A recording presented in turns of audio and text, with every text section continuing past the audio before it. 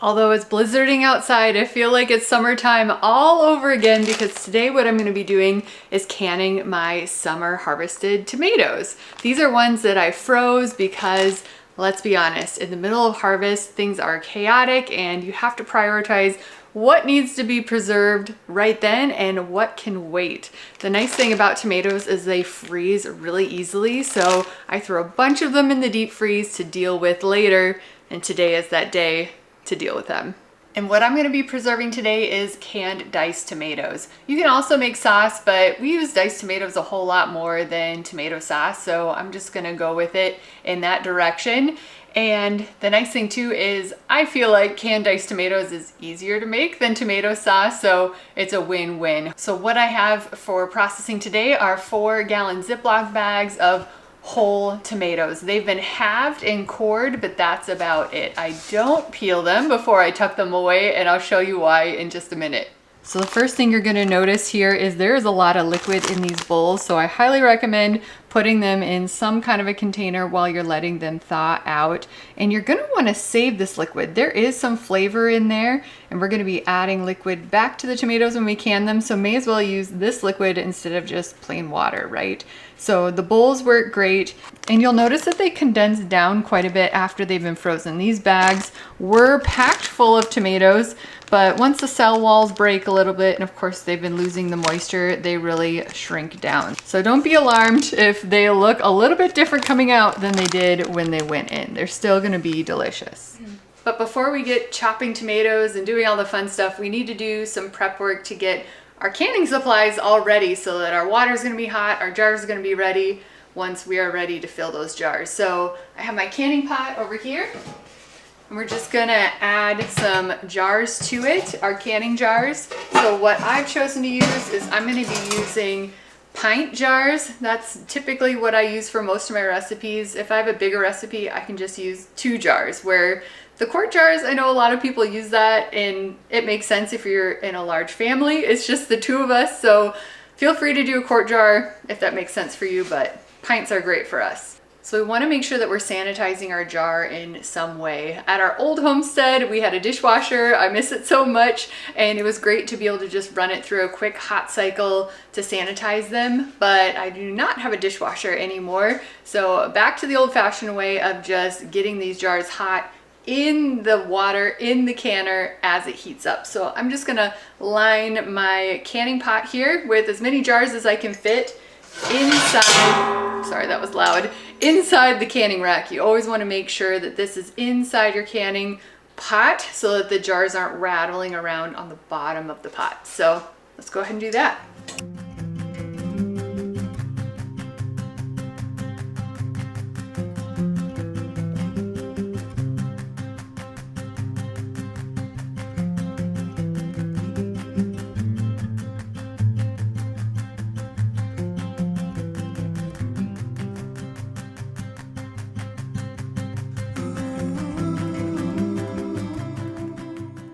All right, so let's go ahead and get these jars heated up. We don't want them to be aggressively boiled, but a light simmer is what we're shooting for. So it'll take it a while for this water to heat up, so that's why I like to do this right away. And then the last kind of prep thing that I like to do before I get to the fun part is getting all my lids washed. There's probably some sort of industrial film on there, so always a good idea. Just some soap and hot water is fine.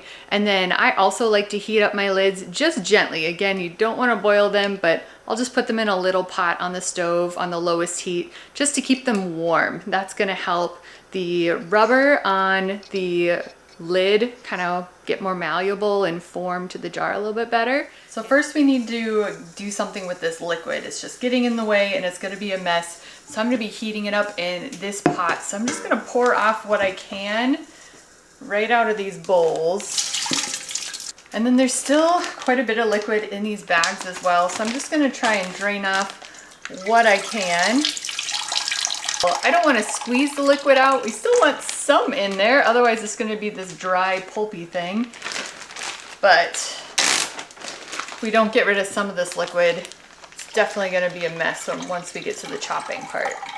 And when you're thawing out the tomatoes, definitely give them plenty of time to fully thaw. There's nothing worse than dealing with half frozen tomatoes when they're super cold and your fingers are frozen and then you lose dexterity and you might chop yourself. So just give it extra time. I set these out yesterday, so we're doing good now. As you can see, there's a decent amount of liquid in here, so it's about 2 inches deep, and start heating this up on the stove. So now comes the fun part. So I have a little station set up. I have my tomatoes here, my cutting board, a sharp knife. This is where our diced tomatoes are gonna go, and then the skins are gonna go in this bowl. And I'm gonna show you why I love freezing tomatoes so much. So typically when you process tomatoes, you need to peel them first. And if you're using fresh tomatoes, it can be kind of a process to get the peel off. You either need to blanch them in boiling water, or my favorite method is broiling them in the oven for a few minutes and then they come off. But the nice thing about freezing them is they just come off as is once they've been frozen. Look at that. It's just beautiful. And to be honest, so much easier than the other method. So yet another win for freezing tomatoes. Now you'll notice the texture is a little sad, so these aren't gonna be good for fresh eating, right? But for canned tomatoes and sauces, absolutely. So I'm gonna go ahead and just start chopping these up. You can make them as big or as little as you'd like, and go ahead and leave the seeds in there. We're not making a sauce, so the seeds are fine.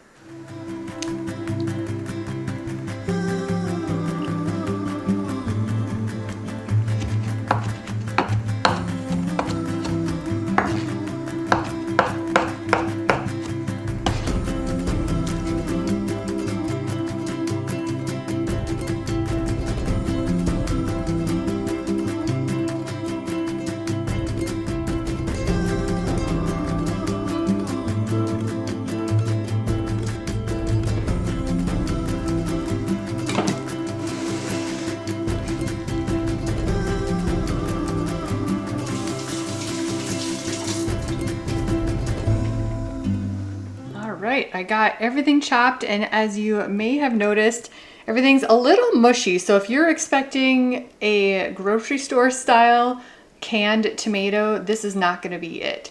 If you want that kind of style, you need to do it when the tomatoes are fresh. So when they're frozen, the cell walls, they burst once they're frozen. So it's a little bit more mushy. I would consider this to be more of like a crushed tomato, I suppose. But for me, no big deal, because I pretty much just use canned tomatoes in soups and stews and that type of a thing. But if you're looking for something to throw maybe fresh in a salad, maybe not so much. But for chili and all of that, this is gonna be just awesome. So let's go ahead and start the jars. So let's head back over here. We have a few things going. So the lids are nice and warm, but not boiling. We have our liquid filling, that's all the tomato juices, nice and hot, ready to go. I just have it on low now. And then our jars should also be nice and hot. So I'm gonna use my handy dandy jar lifter and start pulling them out. We want the water to be left in the pot. So just kind of do one of those and we'll bring it over here. So I'm not sure exactly how many jars I'm gonna be able to fill with the amount of tomatoes that I have. It'll be a little adventure along the way, but I'm gonna start with just preparing 4 jars and then go from there. And by preparing, what I mean by that is we're gonna add some lemon juice to it. So tomatoes are technically a high acid food, but they're not super acidic. They're kind of in that gray area, and we want to make sure that the pH is less than 4.6 so that we don't get botulism. Nobody wants that. So we're going to add a little bit of lemon juice.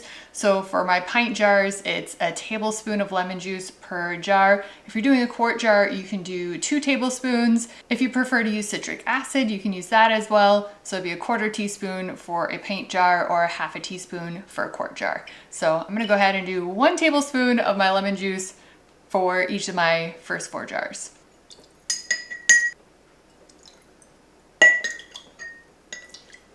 We're also salt lovers around here. You don't have to add salt, but we like salted tomatoes, so I'm gonna add 1/2 teaspoon of salt to each of my jars. And you would do a full teaspoon if you wanted to do a quart jar.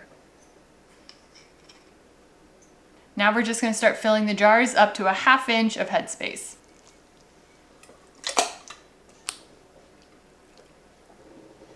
Now there are tools out there to measure.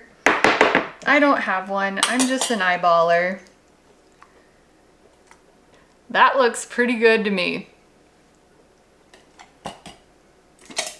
So after filling those first 4 jars, I'm pretty confident I'm gonna use all 8, so I'm gonna go ahead and prep these as well.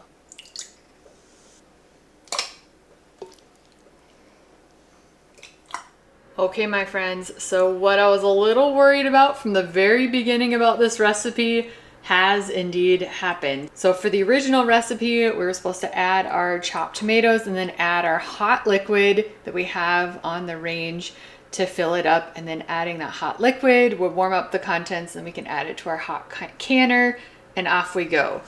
But that recipe was for using raw fresh tomatoes. We are using frozen tomatoes. So as you can see, these are actually already full all the way. There's really not much for airspace in here because they're so mushy. They've just kind of filled it up with their own liquid. So there's no room to add that hot liquid to it.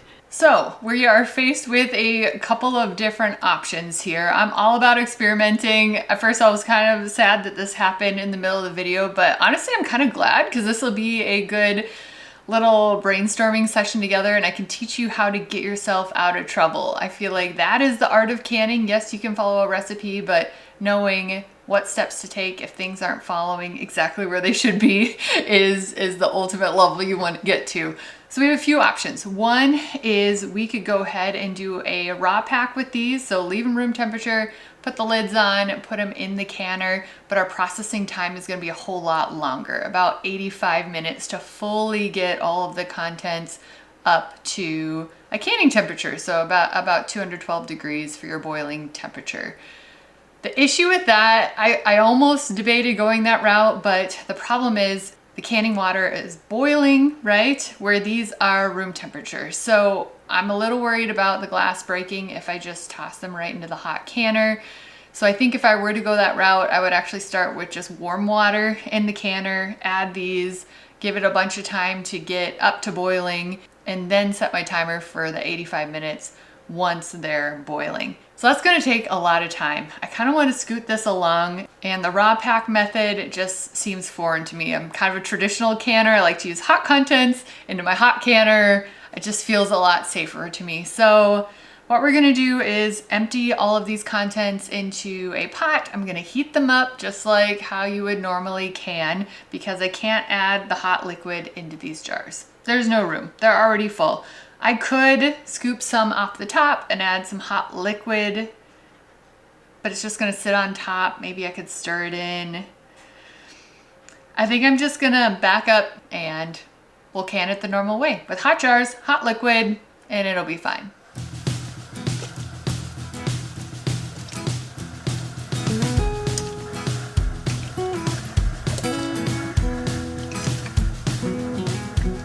So here's an update on where we're at now. So the mixture is getting nice and hot, so that's looking good.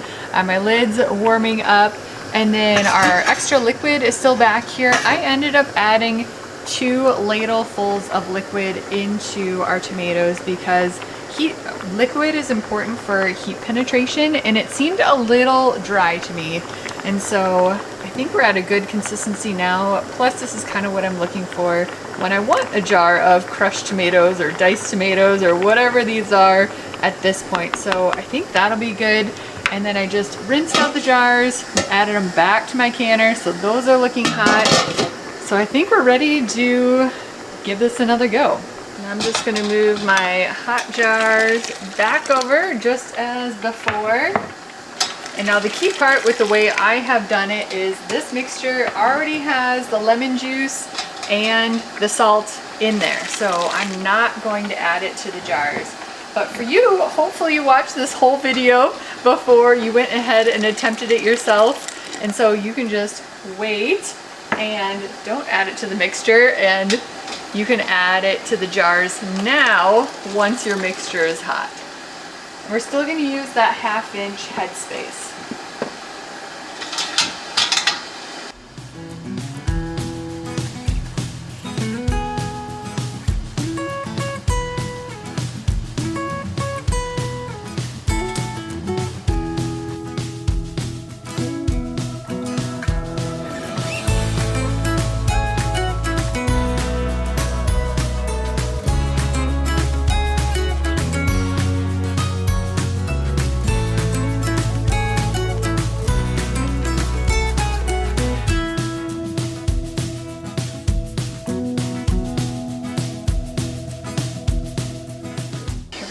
to make sure everyone is sitting flat. You don't want anybody sideways. We'll drop them in. You want to make sure that you have enough water in there that all the jars are completely covered, so we're good there. So I'm just going to add a lid and wait for it to come up to a boil, and then we'll set our timer for 35 minutes. We are boiling away. The timer is going. So while I'm waiting on those, I'm going to go head out to the chickens and give them these extra tomato skins. They're absolutely going to love these. What do you guys think? You want some tomatoes? Oh yeah.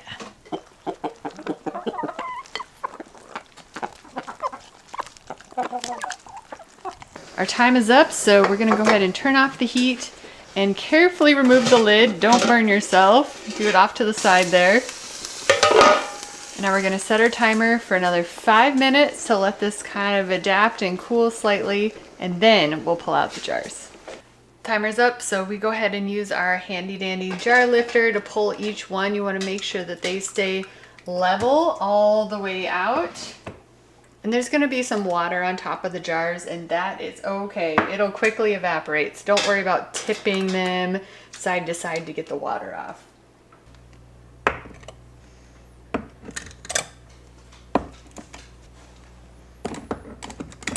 Now we're gonna let these sit undisturbed until tomorrow, so we'll check back and see how they look.